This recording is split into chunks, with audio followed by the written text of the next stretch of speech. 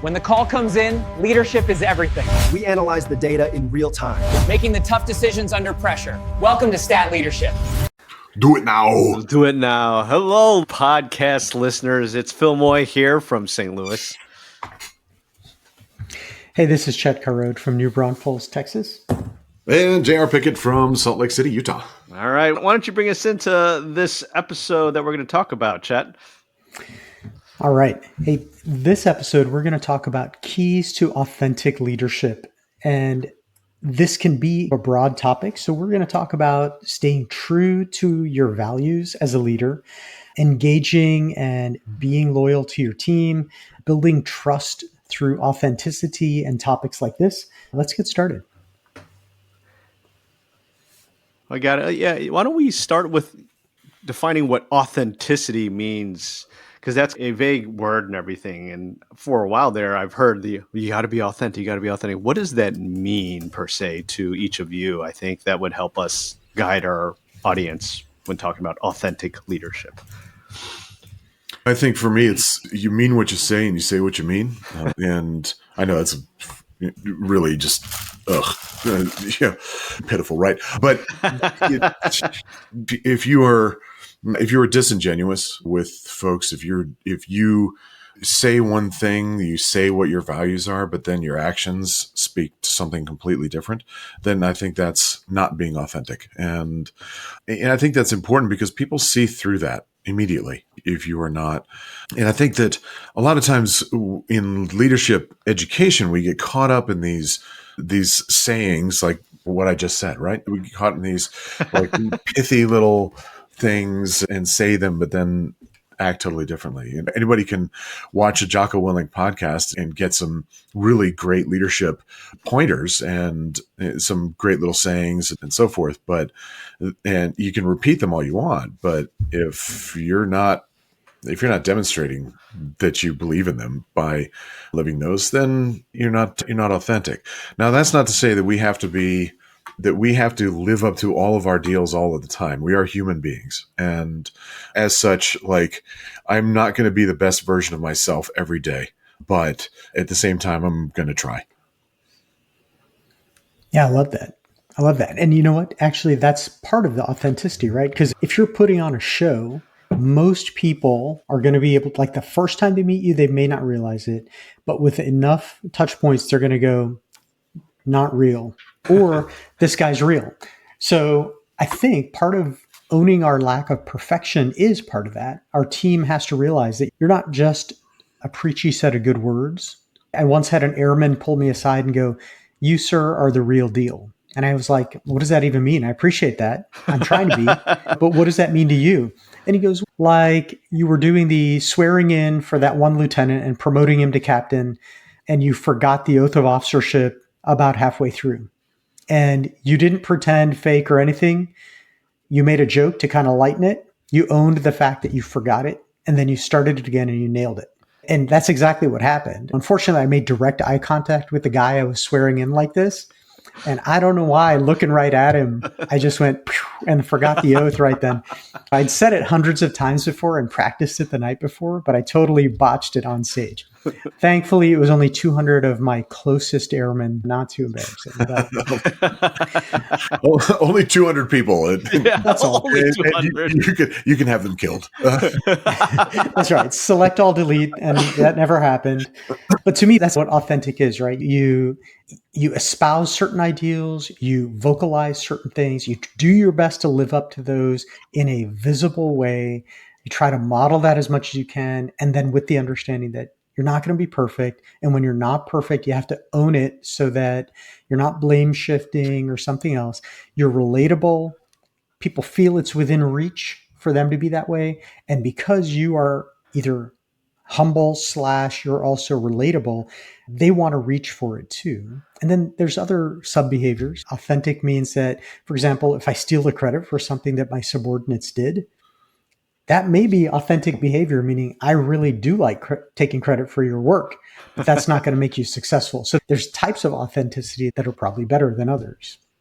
Yeah, and I think that's a beautiful way to put it, is authenticity, like JR said, doing what you're saying, but it's it's not afraid to be wrong and to be vulnerable. In this day and age where we have all the social medias and someone saying, I'm 100% right and everybody else is wrong. That's a quick compass to saying this guy is FOS kind of thing. Yeah, I think I agree. If I have a leader that says, no, I was wrong here, or I've messed up here, that kind of was like, okay, all right, let's move on together here and everything. That kind of builds that implicit trust. I don't know what it is about that, but it's just that being vulnerable is, no, you're right. I'm wrong. You're right. I thought wrong on this aspect of it. And so that kind of builds that trust. Yeah, and I think people can tell almost immediately if you are saying one thing and doing another. That's pretty visible. Or if it's not immediately visible, you can fool them once with that, but then you're probably not going to get away with it again. And the other thing that's really exhausting as a follower is a leader who flubs something, apologizes for it, and then keeps flubbing that same thing. And then you realize, oh, actually, this is just how they do things. And they're going to keep stringing us along by apologizing each time, but this is what they do, right? So that's also demoralizing and leads to mission failure. Yeah, it's okay to own the mistake, but we really got to try not to keep making the same one over and over again. Yeah, I think that, and for whatever reason, I think within our societal values that being disingenuous, that putting on a different face than who and what you really are, I think that is frowned upon more than being authentically you, even if that you is very imperfect. And I think leaders we've served with, we certainly served with people who are assholes, and that there are, there's people you've worked with who are like, oh God, I don't like that guy, but at least he doesn't pretend to be something he's not. And I think that there's some feeling of when that person with the 5-minute personality, as I've been told of some people, is once you peek behind the curtain and, oh, this guy's a narcissist. Like, oh, it's like, it makes you madder, like that they pulled one over on you, I think. So yeah, I think it's okay to show some of those sides of yourself that maybe aren't perfect, that aren't picture perfect. And I think that makes you more believable, more approachable, more three-dimensional. Yeah, I think the good point in there is, admit your mistakes. Don't be afraid to be vulnerable like that, but learn from them. Yeah, and I think underscoring all of that is this idea that your character matters. You want to be humble, you want to be honest, you want to demonstrate loyalty and respect. On the other hand, it's not always loyalty. Okay, I know you, so I'm going to give you a pass on that. I think that is wobbly for followers too. It makes them uncertain which leader is showing up today. Is it the one that's going to give me a break or the one that's going to break my neck? I can't tell. So you're better off being a consistent leader, setting the standard, enforcing it consistently across the board, but not in a malignant way. But because ultimately, I've always wanted the people I worked for or my commanders, I wanted to know what their right and left boundaries were. And I appreciated the fact that they were willing to hold us all to that. I didn't necessarily always like getting checked up on, but it was necessary. And I could appreciate that they were showing up and doing their job, which was good.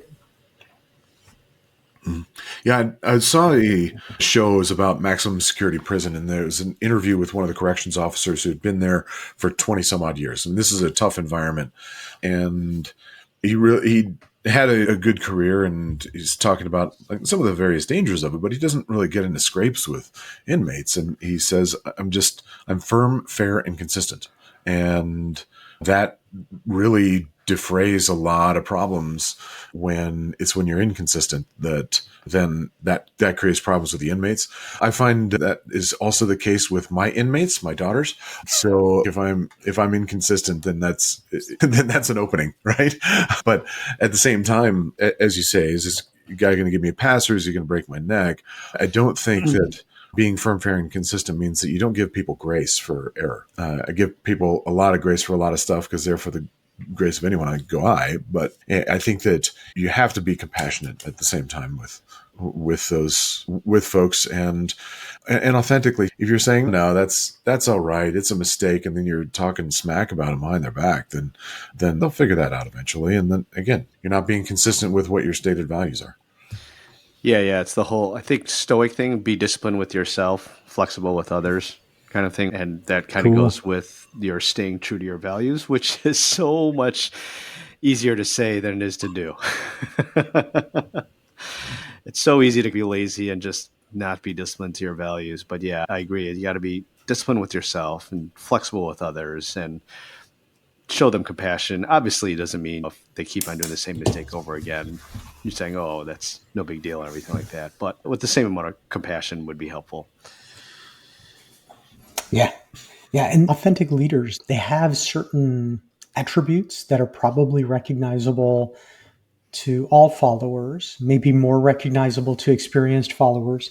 And then from those attributes are springing certain behaviors that are recognizable and welcome in authentic leaders. An example might be an attribute of a authentic leader might be that they are hardworking, right? They don't have to come down to me making widgets and do my job better than me, but they have to do their job as hard as they can and show that they acknowledge that I'm doing my job as hard as I can. So that hardworking element kind of buys some trust. And I feel like leaders should, it's not that you take the easy air conditioned office job, but sometimes your job is the budget meeting. And sorry, it's not the street and the cool factor anymore. Your job is now to do management and personnel decisions. It's part of your job. So you got to bust your butt at that and be hardworking to have street cred with your team.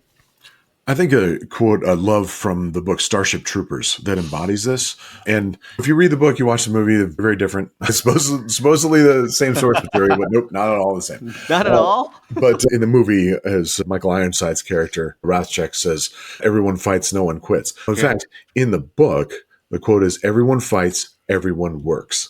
And what that is interpreted to mean is, yeah, everybody has to get on the line and fight. I mean, kind of that mantra of every Marine's a rifleman idea, but also there's work to be done to sustain this. And it doesn't matter who you are, what your rank is, then you're working, you're participating in that. And I think that right there, just not being afraid to pick up a broom or do the job that's not very appetizing, that's demonstrating authenticity. It's also being loyal to your team too, as well, right? Yeah. Being loyal to your team is, I remember when I started this new leadership position I'm in currently, it's just, man, I've never done this before.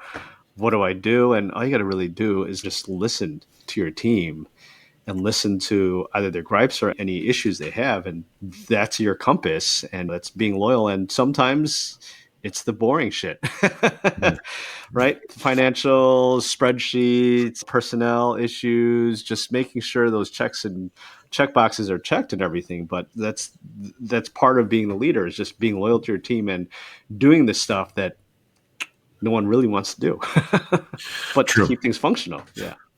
Telling your team member, look, I'm going to show you, I'm not going to ask you to do anything that I would be unwilling to do myself.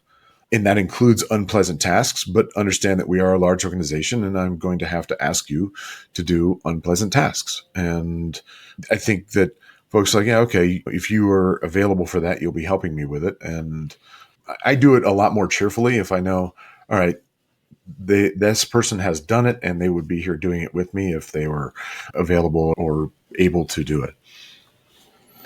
I think the leader has to be agile, right? An example is we had on military installations, on Air Force bases, certain areas of the base it's like the adopt a highway kind of concept, but certain parts of the base belong to certain squadrons. So your job is to keep that area clean. So you could easily just send your squadron out to pick up the trash, but I always liked doing that. Not so much the act of picking up trash, but being with the airmen while we all did it. The same afternoon, though, I'm sitting there disciplining somebody because they took 5 boxes of paperwork that had personally identifiable information on it. And instead of shredding it, they took it out to a dumpster and just threw it all in there because they were sick of having to do all the shredding. They thought it was a job beneath them. So in the morning, I'm picking up trash with all my airmen. In the afternoon, I'm having to have the discussion about, you're going to get in trouble now for dumping all this PII outside in a dumpster instead of shredding it the way you were asked to do.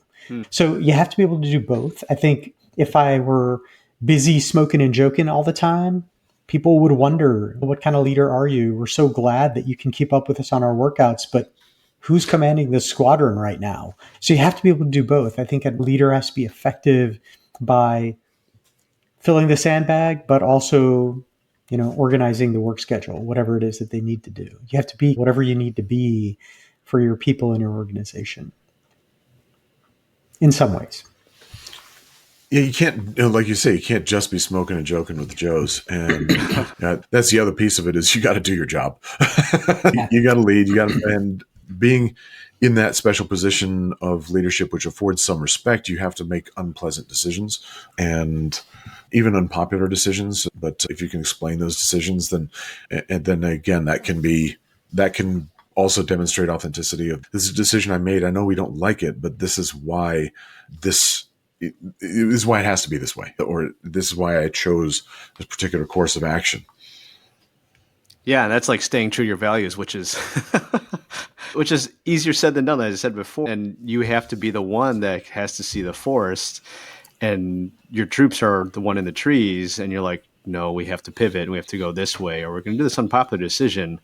And it is hard to stand up there and say, we're doing this, knowing that you're going to get riddled with questions and you're going to be questioned to the ninth degree. But that's part of being the leader, is you have to lead them in the right direction. And sometimes that direction is much more rocky than the smooth hill that they're on right now. Yeah, if you can easily kick the can down the road, you can easily not make the hard decision, but that doesn't get us in any better place either. Just let fate work it out. And it's not to say you always have to do something. Sometimes making the choice is choosing to not do something about whatever. But just kicking the can down the road and avoiding that decision, that indecision will come back to bite you more often than not. Yeah, absolutely. And those are the challenges of, if you look at, like, in Band of Brothers, Dick Winters has a certain style, Buck Compton has a different style. Both are effective even at the tactical level, right? So when they're taking a team through on a movement, they're both good at it. But they're early on in the series, you see a little bit of friction between those two leaders, because Buck's getting told, hey, I don't want you gambling with the men. And he's kind of, what's the big deal? I'm just getting to know them. You've known these guys a long time. This is my way of relating. And it's interesting, Winter's perspective. He's, what would you do if you won all their money? And Buck's, what? Because he wasn't really thinking of that. And Winters was exceptional. He was thinking at a different level. He's, I don't ever want to be in a position to take from my people. I want to relate to them, but they're relying on me. I have to approach that a little bit differently. Sure, different styles are there, but the exceptional leaders are thinking several steps down the road. What if it goes that way? Am I ready to deal with that? Yep. Yeah, Phil, you mentioned being loyal to your team. And I think that's really, I think sometimes we get this backwards, particularly in healthcare organizations, where our first duty is to the patients. No, really, your first duty needs to be to the team, because happy team members, happy nurses, happy medics, happy doctors make happy patients. And if they can work there in a place of safety and they know that you've got their back, then they're going to be better versions of themselves when it comes to their work. And a corollary to that is a quote from Simon Sinek from one of his talks, that sacrificing someone who works for you is to violate a deeply held social contract. And I've talked about this on our podcast before, the importance of safety and the importance of creating safety as a leader for the people that work for you. And that's about being loyal to your team. JR, that's such a great point. And then there's always this wrinkle for leaders, right? So you want to give somebody as much of a chance as you can, and yet they keep doing something over and over. And now your loyalty, you also have to expand it beyond that individual to the rest of the team, everybody who's doing it right and not checking out or phoning it in. How are you loyal to those guys? And that leads you sometimes to appearing to be disloyal to this individual, when really you're trying to be loyal to all the others who are getting it done every day. And these are the balancing movements that a leader has to be able to make. And then hopefully with empathy, and you're not soul crushing the other person. Hopefully you're helping them elevate their game. But man, it's hard when it's perceived as disloyal, but really you're trying to look after the whole team by helping the one that's sticking out straighten themselves out. It was such a hard thing to do when you're trying to institute something new as a leader. You're always going to have your early adopters, right? 25%. 50% are going to be the ones that are going to be laggers, and the last 25% are never going to buy in to what you say. And this book I'm reading, this book I'm reading, Leadership, is your job as a leader is to get those 50% to buy in with the early adopters, 25%, and keep those 50% of people away from the 25% who will never buy in. It's not that you're neglecting them. You could still listen to the 25% who will never pick up on it and listen to their complaints, because they do have some valid points. And I always say someone always has something worthwhile to say, even though majority of it is chaff. But you want to support the ones that are helping guide the ship in the right direction. And those could be the 50% you have to convince that this is the right path. There's very little that's as demoralizing to a high performer as you tolerating a low performer. People who are high performers in their job, and especially when they believe in the organization and believe that the organization is elite and that the people in it do a good job, then they look at somebody who's a low performer and like nothing happens to them. There's no counseling. There's no change in their career trajectory or anything like that. It's like, why am I working so hard? Clearly performance means nothing here. So why should I do it? So I think that what you say about the loyalty to the team, it does mean cutting loose dead weight. But I also think that it's not as simple as that. Like cutting people loose, that's always the easy answer. That's for shit leaders that just, okay, well, fine, we'll fire this person, we'll decredential this person, whatever. I think that's really an expedient that is given by people who don't really know how to lead a complex situation. But at the same time, like you do have to limit the impact of those folks. And maybe they're treatable as somebody that you give them some mentoring and not just a one-time sit down like, hey, quit fucking up, but fix yourself. But actually a plan of sit down. Let's do some ongoing counseling. Let's set some goals. Let's give you some additional training and to turn someone around. That shows their commitment to the organization, shows their commitment to their performance and to their colleagues, even if they're not as solid as their colleagues are.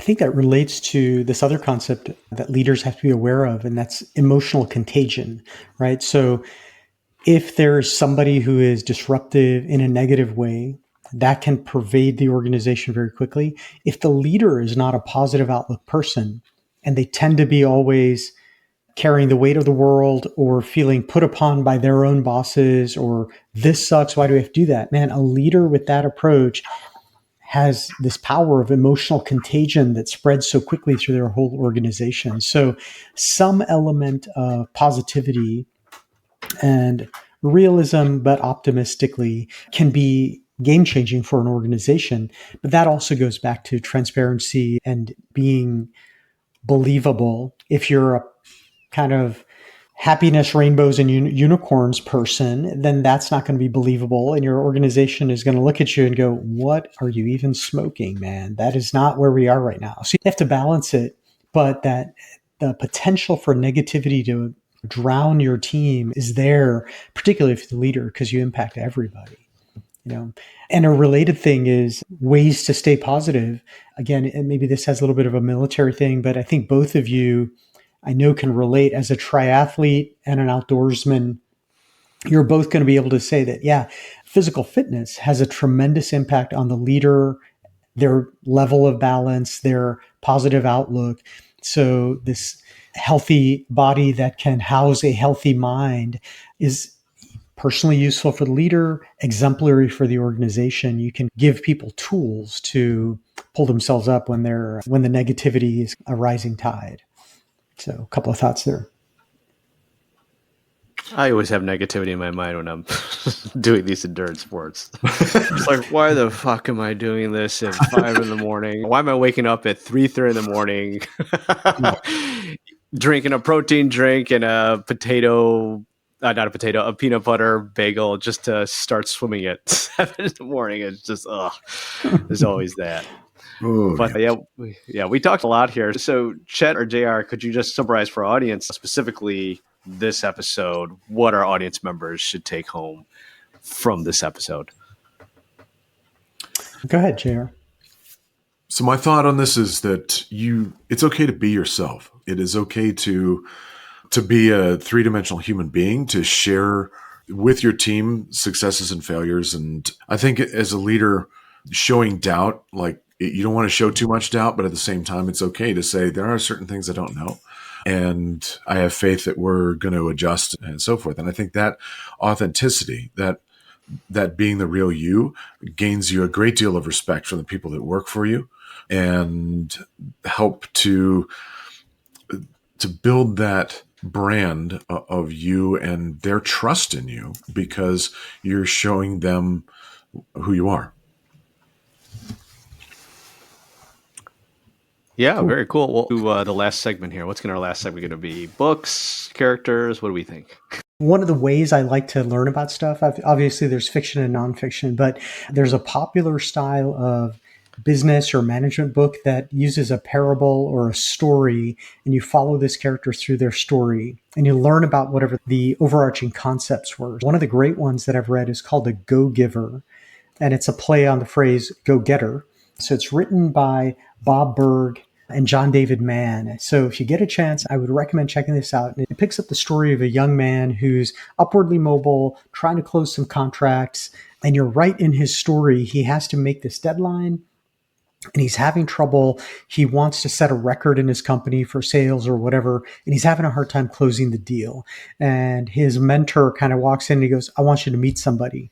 And he's thinking, oh God, I don't want to meet anybody. I want you to meet this man who's the most successful closer our company ever had. And then this guy perks up. He's like, I'm going to get something out of this. So he enters the beginning of the story with this, I'm going to get something in mind. And throughout the parable, he meets this remarkably successful person in all different ways. And he gives him the 5 laws of stratospheric success. And almost all of them have to be they're all about giving something as opposed to getting something.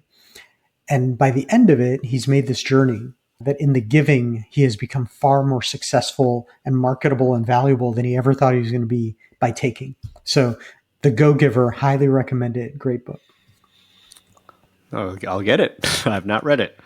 My book, if I'll allow JR to keep on racking his brain for his book, as I surprise him with this last segment here, my book that just popped in my head is Bird by Anne Lamott. It's not a very popular book, but Anne Lamott is a very well-known author. She's a former alcoholic, found Christianity, but it's also just, she's a very funny writer, and it's very easy to read. It's a short book, not very long at all. But it's a book that offers practical advice about writing itself, but it uses the anecdote starting with Bird by Bird. And what do we mean by Bird by Bird? She tells a story of how her brother in elementary school had to write a book report on this bird, about birds, essentially. And he was panicking. He was frustrated. He's, oh my God, this is so hard. And his father got the book out and he says, how am I going to do all this by tomorrow? He goes, you do it bird by bird, one step at a time.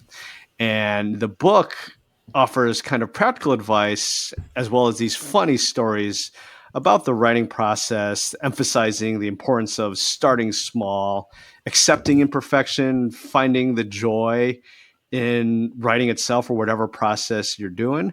And it's a book that kind of just makes you feel good that, hey, it really is about striving and the journey. And even when it feels daunting or discouraging, to find value in the process itself, because that's where we find contentment as humans, not just when I finish this book, everything is going to be great, because that's not how life goes. So that's my book. Nice. Nice. So I've got a great list of leadership books. I'm going to give you something that's really dry. The Human Factors Analysis and Classification System. Because fuck you, that's why.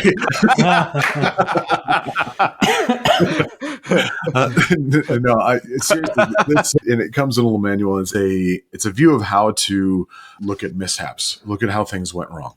And it is geared towards aviation, but it helps you to take a very holistic view of when things didn't go right. Why didn't it go right? What are not just the human factors, because I think it's easy to chalk screw ups up to the person is not capable. The person they're an idiot. They don't know what they're doing or anything like that. And hardly ever is that actually the case. The case is much more often a combination of factors. Are there policy problems that make things unwieldy? Is there a lack of oversight? Are there cultural issues? Is there a culture that makes you cut corners? Or that tolerates you cutting corners? As Jocko says, it's not about what you preach. It's about what you tolerate. And so this, a very holistic view of an aviation mishap will help you to understand, again, giving people grace for when screw-ups happen, but putting yourself into that pilot's shoes, same thing, putting yourself into the employee's shoes. And so I know that does not lend itself to audiobooks. I get it. But like the flip chart that shows this analysis system, then I find that it's a really helpful way of dissecting something that went wrong. What's the name of the book again? It's called the Human Factors Analysis and Classification System. How many pages? It's a little laminated flip book. Like it's hardly any at all. There's like literally a flip book, huh? It's like it's like a thin book. Yeah. Okay, that was wonderfully disruptive, man. You totally took us in a different direction. Thanks. I am nothing if not a disruptor. Appreciate it. Thanks for everybody for coming on and everything. Anything else we need to say before I push stop? No, looking forward to the next one. Great seeing you guys. Yeah.